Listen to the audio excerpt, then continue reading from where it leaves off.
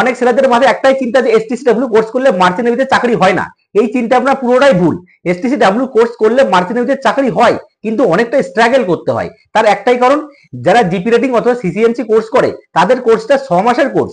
6 মাসের কোর্স করতে তাদের 2 লাখ টাকা খরচ হয়। আর এসটিসিডব্লিউ কোর্স করতে মাত্র 25 থেকে 30 হাজার টাকা খরচ হয়, সেটা 20 দিনের কোর্স। যে জিনিসটা ওদের সমাজ ধরে শেখাচ্ছে সেই জিনিসটাই, সেই সেম জিনিসটাই তোমাকে 20 দিনে শিখিয়ে দিচ্ছে। তাহলে নিজেকে ভাবতে হবে, ওরা সমাজ ধরে শিখছে আর আমি মাত্র 20 দিনে শিখছি।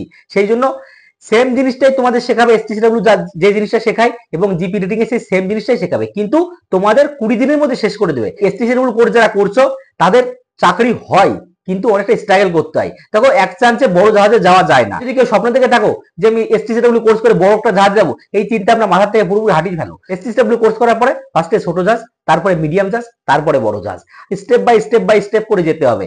না হলে তোমার স্বপ্ন স্বপ্নই থেকে যাবে।